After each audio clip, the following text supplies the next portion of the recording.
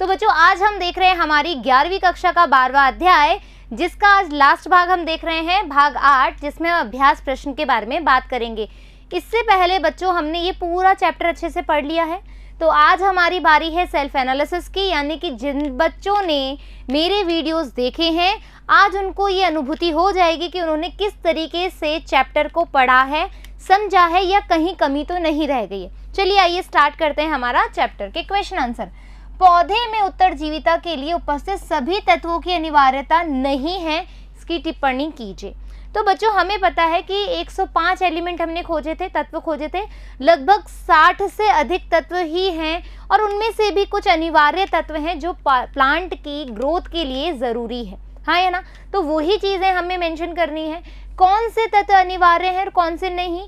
तो आपको याद हो तो जो प्लांट जो होते हैं, पौधे होते हैं, उसकी सामान्य वृद्धि और जनन के लिए आवश्यक हो, जो बहुत ज़्यादा विशेष हो, जिसको किसी के द्वारा रिप्लेस नहीं किया जा सके, हाँ या ना, ये बात करी थी। इसके अलावा हमने देखा था कि वो जो मेटाबॉलिज्म की क्रिया में डायरेक्टली पार्टिसिपेट करे। तो ये चीज़ें दर्शाती है कि कौन से तत्व अनिवार्य हैं और कौन से नहीं। नेक्स्ट क्वेश्चन, जल संवर्धन में खनिज पोषण हेतु अध्ययन में जल और पोषक लवणों की शुद्धता ज़रूरी क्यों है? क्योंकि जब हमने हाइड्रोफोनिक टेक्निक करी है, वो क्यों करी है, हमने क्या लिया, उसमें मृदा नहीं ली थी, हमने पोषक तत्वों का विलयन दिया और उसमें प्लांट को ग्रो करवाया। क्यों करवाया भाई? हमने देखा कि उसको कैल्शियम की ज़्यादा ज़रूरत है, बोरोन की ज़्यादा ज़रूरत है, या फिर हमें किस चीज़ की ज़्यादा ज़रूरत है, ये चीज़ हमने देखी, हाँ या ना। तो ये सारी चीज़ों के लिए हमें पता लगाना है कि हाँ भाई, हम ये टेक्निक के द्वारा ये पता लगा सकते हैं कि एक प्लांट को वृद्धि करने के लिए कौन से अनिवार्य तत्वों की आवश्यकता होगी। नेक्स्ट क्वेश्चन, उदाहरण के साथ व्याख्या करें। वृहद पोषक, सूक्ष्म पोषक, हितकारी पोषक और आवेश जो तत्व हैं या जो अनिवार्य तत्व हैं उनके बारे में हम चर्चा करेंगे। बच्चों वृहद पोषक तत्व हमें पता है कि 1 से 10 मिलीग्राम पर लीटर होने चाहिए। सूक्ष्म पोषक तत्व, इनके हमने टेक्निक्स भी बनाई थी, तुम्हें याद हो तो। सूक्ष्म पोषक तत्व जो है 0.1 मिलीग्राम या उससे कम होने चाहिए। यदि हम हितकारी पोषक, जो कि मतलब अनिवार्य नहीं है लेकिन हाँ किसी प्लांट को मिले तो वो बहुत अच्छी ग्रोथ कर सकता है, एम आई राइट। नेक्स्ट है आवेश तत्व, यदि किन्हीं अनिवार्य तत्वों की कमी हो जाए तो वो दूसरों पर भी प्रभाव डाल सकते हैं, ऐसी कंडीशन आवेश कहलाती है।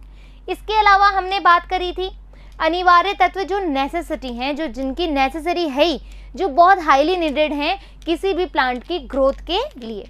आ जाओ नेक्स्ट चलते हैं। पौधों में कम से कम 5 अपर्याप्तता के लक्षण हैं जो उन्हें वर्णित करना है, और खनिजों की कमी से उसका क्या सहसंबंध है वो भी हमें बताना है। अपर्याप्तता के लक्षण जहां पर हमें क्या लग रहा है कि कमी है और वो कैसे कैसे अन्य चीज़ों पर भी इफेक्ट डाल रही है। जैसे हम कह रहे हैं कि जो प्लांट की लीव्स है उस पर येलो कलर के पैचेस बन गए। हम कह रहे हैं कि जो प्लांट की जो लीव है वो अपनी यंग स्टेज में ही आकर के डेथ हो जाती है, प्लांट की पत्तियां अपने आप गिर रही है। जो फ्लावर है, जो पुष्प है, वो आगे जाकर के ग्रो नहीं कर रहा, बीज नहीं बन पा रहा, फल नहीं उग पा रहे। तो ये चीज़ क्या है, अपर्याप्तता की रीज़न है। और क्यों होता है? क्योंकि नाइट्रोजन, पोटेशियम, मैग्नीशियम आदि जो हैं सबसे ज़्यादा लक्षण को दिखाते हैं। नेक्स्ट, कुछ निश्चित पौधों में अपर्याप्तता लक्षण सबसे पहले नवजात भाग में ही क्यों पैदा होते हैं जबकि कुछ अन्य अंग में नहीं? तो देखो तुम्हें याद हो जब हमने पढ़ा था कि जो हमारे खनिज लवण हैं वो गति करते हैं, तो जहां उनकी सबसे ज़्यादा गति होगी वहीं पर ही वो देखे जाएंगे। तो आपको बता दूं कि नवजात जो प्लांट्स होते हैं, नवजात जो अंग होते हैं पादप के, वहाँ पर सबसे ज़्यादा गतिशील या गतिशीलता से जो खनिज पोषक तत्व है वो पहुँच जाते हैं और परिपक्व अंगों से दे दिए जाते हैं कि भाई अब हम जरायु अवस्था में जा रहे हैं, तो जो नवजात हैं उनको हमारा पोषण मिल जाए। यही एक इसके पीछे रीज़न है। पौधों के द्वारा खनिजों का अवशोषण कैसे किया जाता है?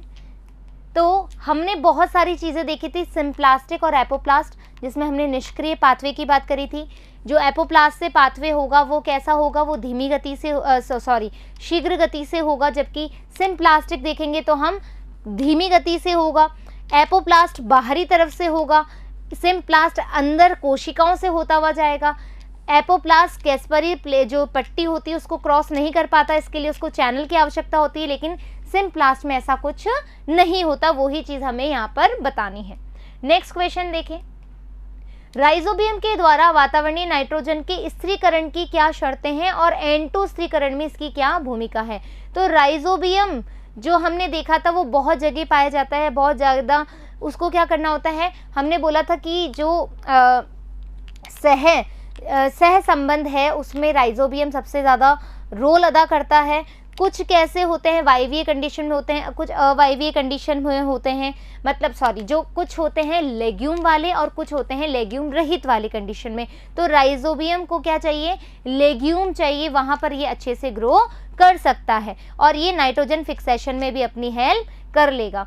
अब अपन देखते हैं नेक्स्ट, मूल ग्रंथिका के निर्माण हेतु मूल ग्रंथिका का निर्माण करना है तो उसमें कौन कौन से चरण भागीदार हैं। तो तुम्हें याद है कि जो रूट है वो पहले इन्फेक्शियस थ्रेड बनाती है ना, जहाँ पर इन्फेक्शन हुआ है वहाँ पर थ्रेड बनाती है, उससे क्या होता है, राइजोबियम अट्रैक्ट होता है। राइजोबियम अट्रैक्ट होने से कर्ल शेप आ जाती है और राइजोबियम क्या चल जाती है, अंदर प्लांट के अंदर चले जाते हैं। वहाँ से राइजोबियम को क्या मिलेगा, ग्लूकोज मिलेगा, एनर्जी सोर्स मिलेगा और प्लांट को क्या मिलेगा, अमोनिया मिलेगा। इसी तरीके से ये कार्य करते हैं। नेक्स्ट चलो, निम्नांकित कथनों में से कौन से सही हैं, अगर गलत है तो उन्हें सही करें। बोरोन की अपर्याप्तता से स्थूलकाय अक्षपंती है, क्या ये गलत है या ये सही है। कोशिका में उपस्थित प्रेरक खनिज तत्व उसके लिए अनिवार्य हैं। नाइट्रोजन पोषक तत्व के रूप में पौधे में अत्यधिक अचल है। शुष्क में पोषकों की अनिवार्यता निश्चित करना अत्यंत ही आसान है क्योंकि बहुत ही सूक्ष्म मात्रा में लिए जाते हैं। पहला सत्य कथन है, दूसरा असत्य कथन है, इसको करेक्ट करें।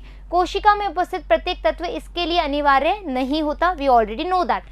ग असत्य कथन है तो इसके लिए भी नाइट्रोजन पोषक तत्व के रूप में पौधों में अत्यधिक गतिशील होता है और ये हमने बात ऑलरेडी कर ली थी। असत्य कथन है तो सत्य कथन, सूक्ष्म पोषक तत्वों की अनिवार्यता निश्चित करना अत्यंत ही कठिन कार्य है, बिल्कुल सही है, क्योंकि ये बहुत ही लिटिल अमाउंट में मिलते हैं। तो इस तरीके से आज हमारा 12वीं कक्षा के जो हमारी 11वीं कक्षा का 12वां अध्याय है उसके क्वेश्चन आंसर भी फिनिश हो चुके हैं। फिर मिलेंगे अपन नेक्स्ट पार्ट के साथ, जब तक कि ये 12 चैप्टर आपके कंठस्थ हो जाने चाहिए। जल्द ही मिलेंगे।